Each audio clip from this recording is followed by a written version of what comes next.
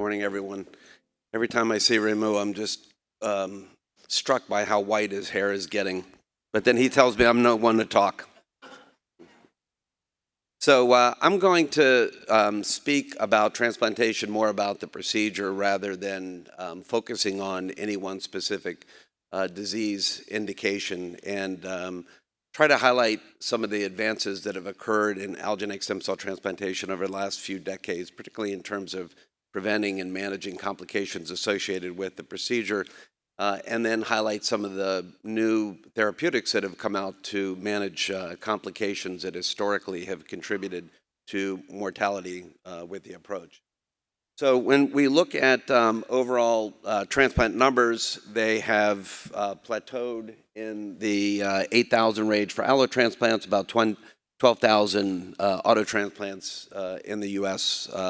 Those numbers probably in the allo setting will go up as we see increasing use of mismatched transplants, particularly haplo transplants being applied now to older patients and to patients that historically were difficult to find an HLA-compatible donor. Transplants in general over the past couple of decades have become substantially safer. When I was a fellow at the NIH, we used to quote patients about a 35% chance of transplant-related mortality and a 200-day transplant-related mortality rate in the range of 20%. Now, most centers are reporting 200-day transplant-related mortality rates of 10% or less with patients with malignant diseases, and patients with non-malignant diseases, transplant-related mortality rates of 5% or less. When you look at specific diseases, and I just put AML data here from registry data because of this session, you can see that because of the reduction in regimen-related mortality, we're now seeing improved survival in specific subsets of patients with AML having a significantly higher chance of having long-term survival now compared to older cohorts. So why are patients doing better? We can prevent complications, we can manage complications better, particularly graft versus host disease, which was one of the biggest contributor to transplant-related mortality. I'll talk a little bit later about how we prevent GVHD, but in terms of managing GVHD, it seems like every year or two now we're having a new drug FDA approved for treating patients with either steroid-refractory GVHD or with chronic graft versus host disease. I've listed some of the recently FDA-approved drugs. JAK1, JAK2 inhibition with ruxolitinib has a high response rate, close to 75%. Rezurock for patients with refractory chronic GVHD is particularly useful and has great activity in patients with myofascial chronic GVHD, which can be quite difficult to manage. Axatilimab, I'll talk more about at the end of the talk, but is a monoclonal antibody targeting CSF1 receptor and has really high activity in patients with refractory disease and myofascial disease. And now we have our first cell-based therapy to treat steroid-refractory GVHD, remestemcel, which is a mesenchymal stromal cell which gained FDA approval for steroid-refractory graft versus host disease in pediatric patients with about a 70% response rate. Infectious complications that used to contribute to transplant-related mortality, particularly CMV reactivation and CMV pneumonitis, letermovir has really been a huge breakthrough in terms of preventing both CMV reactivation and disease, and is now incorporated in regimens that are associated with a high risk of CMV reactivation very commonly.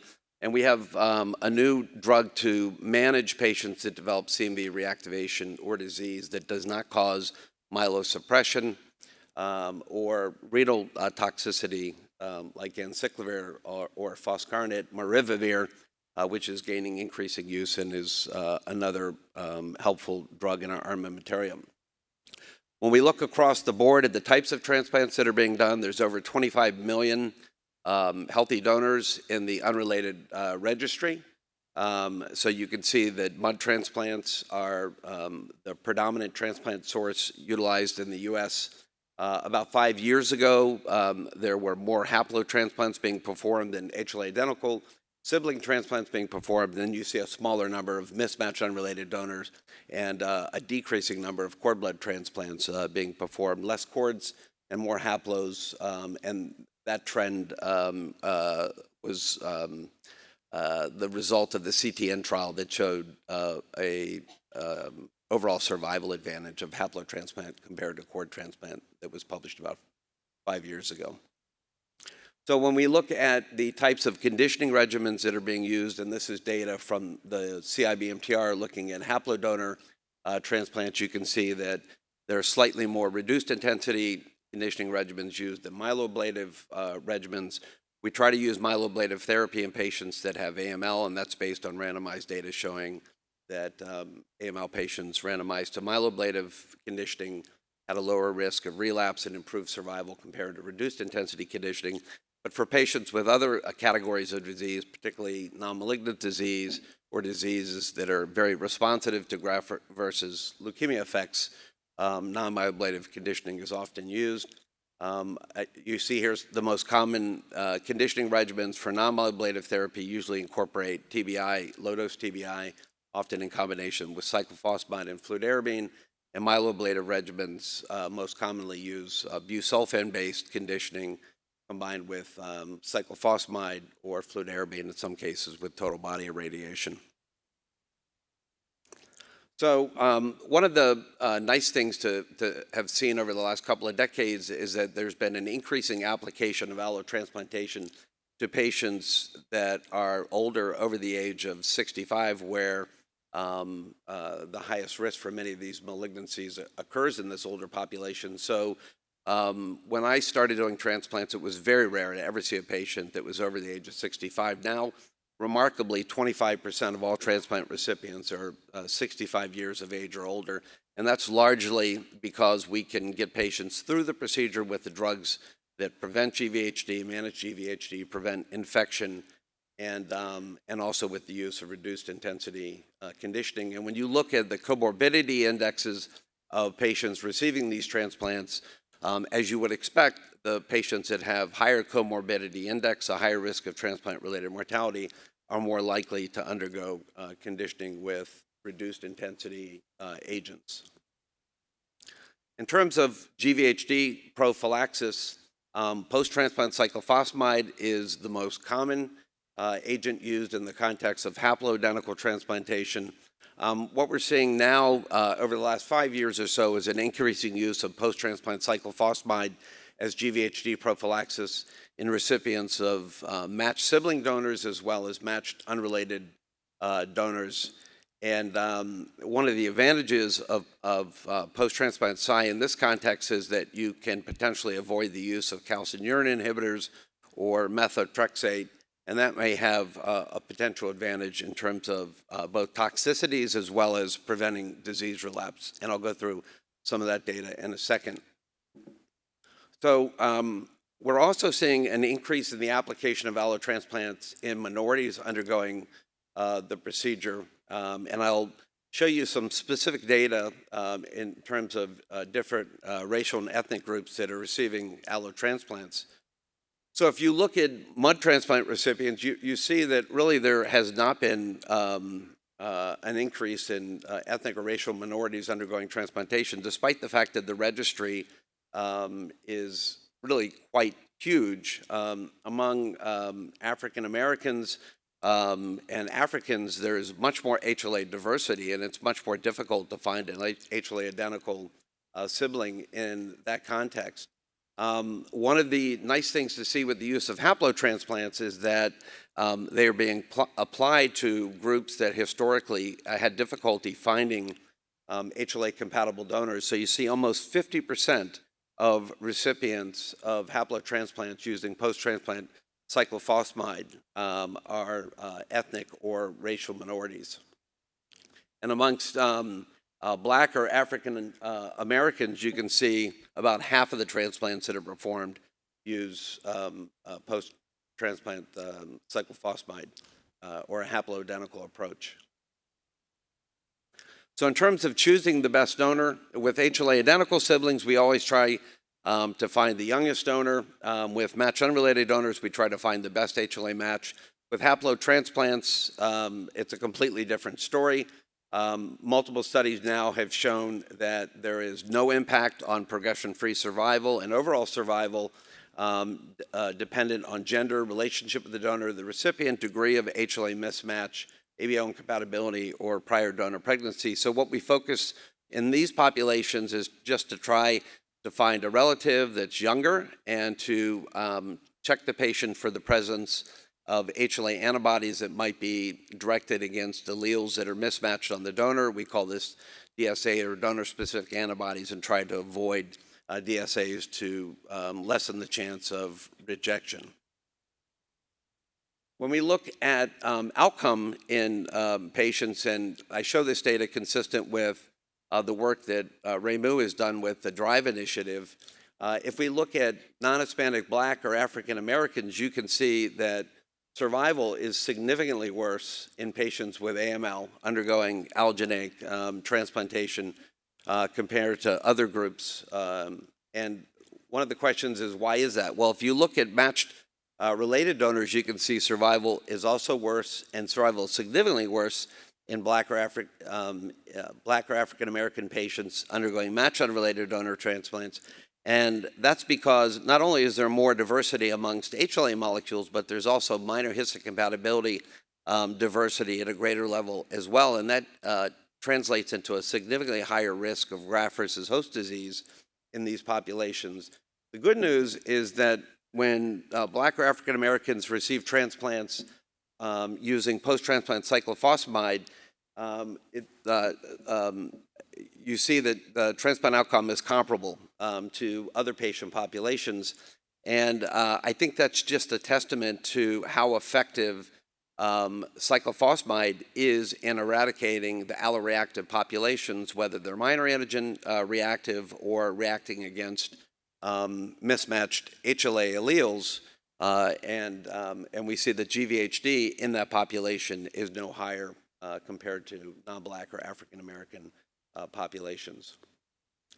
So death as a consequence of relapse remains one of the major complications that occurs after haplotransplantation. And I wanted to go through some of the strategies that have been utilized to try to prevent disease relapse in patients with AML and other diseases undergoing allotransplants. So first, it's important to try to bring patients into the transplant in a status of MRD negativity if possible. So bringing AML patients into transplant with relapsed refractory disease, not a good idea. Very difficult to salvage those patients. About 5 to 10% will have long-term disease-free survival. So getting them into remission is important. Second, looking at their MRD status, there's data that shows that patients that are MRD positive clearly benefit from myeloablative conditioning compared to reduced intensity conditioning. So tailoring the conditioning regimen to use drugs that are going to be active against the disease is very important.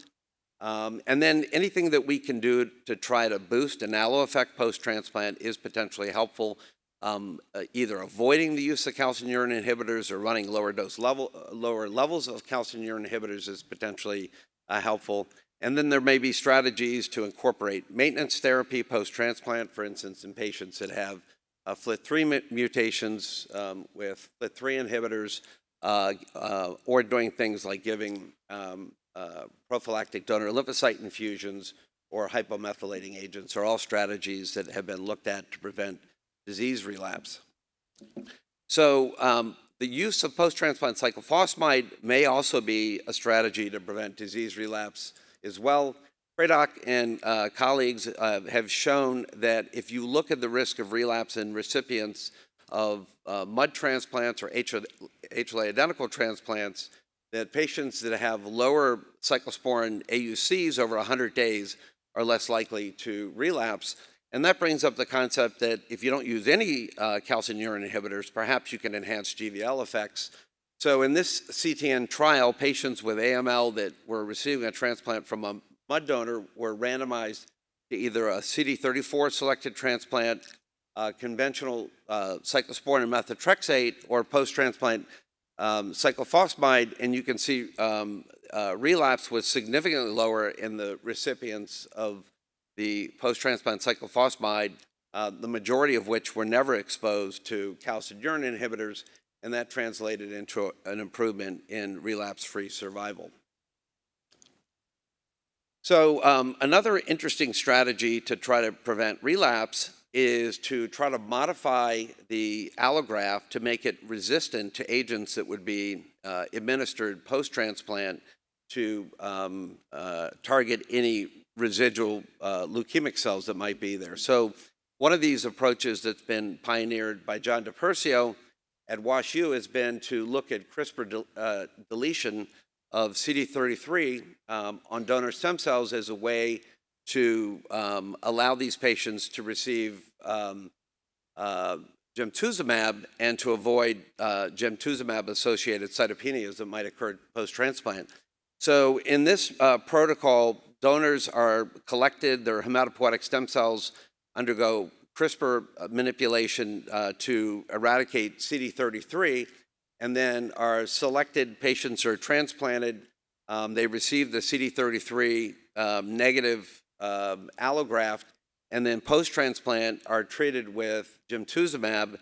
And the idea is to try to eradicate any MRD residual cells, particularly in the first 100 days or so, that are going to contribute to disease relapse, but to be able to use higher doses of gemtuzumab than you could conventionally use after an allotransplant, where you would see dose-limiting cytopenias occurring. So this is data that was recently published looking at 8 patients that were treated with CRISPR, CD33 CRISPR allografts, showing that in most cases, the grafts were completely CD33 negative in the 34 compartment, close to 90%.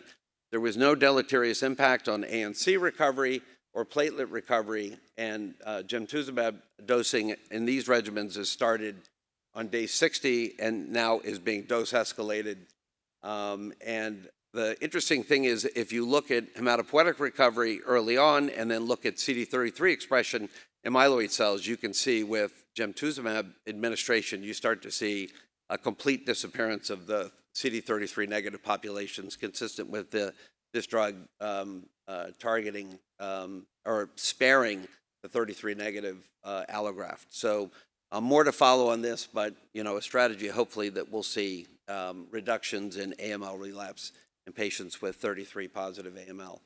I just wanted last two things to talk about were axatilimab as what I think a new breakthrough therapy for treating chronic graft-versus-host disease. So years ago, when we would think about chronic graft-versus-host disease, it was largely thought about as a disease that was mediated by T cells and to a lesser degree by B cells. But animal models over the last 10 years have really shown an increasing importance of antigen-presenting cells and myeloid cells as being drivers of inflammation and fibrosis associated with chronic GVHD. And colony-stimulating factor 1 receptor is expressed on the majority of monocytes and macrophages that may be contributing to chronic GVHD. So axatilimab is a CSF1R monoclonal antibody, and in phase 1 studies was shown to have activity in patients that had treatment refractory graft-versus-host disease. So in this study, patients that had chronic GVHD that was persistent after 2 or more lines of therapy were treated with axatilimab. There were 241 patients treated in this seminal study at 121 study sites. And when you start seeing many study sites wanting to participate in a relatively small study, I think that's a reflection of the activity that was seen with this drug with some of the early patients that were treated. Remarkably, responses were seen that were dramatic in patients that had myofascial GVHD occurring relatively quickly. These are patients that often the only effective therapy would have been ECP, and response to ECP sometimes takes 6 months, a year, or longer to see, but some of these responses were very quick, occurring within just a couple of months. This data was published in the New England Journal last year in the AGAVE 201 study. And most importantly, these responses were seen across all different types of chronic GVHD, not only myofascial, but also gastrointestinal, which can be particularly difficult to treat. So my last topic in the last minute, and we'll see how many bell rings I get going through these slides, is the use of allotransplantation as consolidative therapy for patients receiving CD7 CAR T cells that have T-cell acute lymphoblastic leukemia or lymphoma. So these patients have an abysmal prognosis. I'm sure you've had many. This is a really good topic. Wow. Okay. People getting CD7 CAR T cells with acute T-cell lymphoblastic leukemia lymphoma can be salvaged with an allotransplant to overcome the T-cell lymphopenia that occurs in about 60% of these patients. This study looked at those patients, 34 that came in with CRs. By the way, these CAR T cells induce CRs in about 90 to 95% of patients, but they do get CD3 lymphopenias. You can do an allotransplant. The CAR T cells will disappear through a graft versus T cell effect, and these patients have excellent overall survival and leukemia-free survival. So I think we'll see more consolidative allotransplant used in these patients receiving CAR T cells. Thank you, and I hope you enjoyed the acoustic fireworks.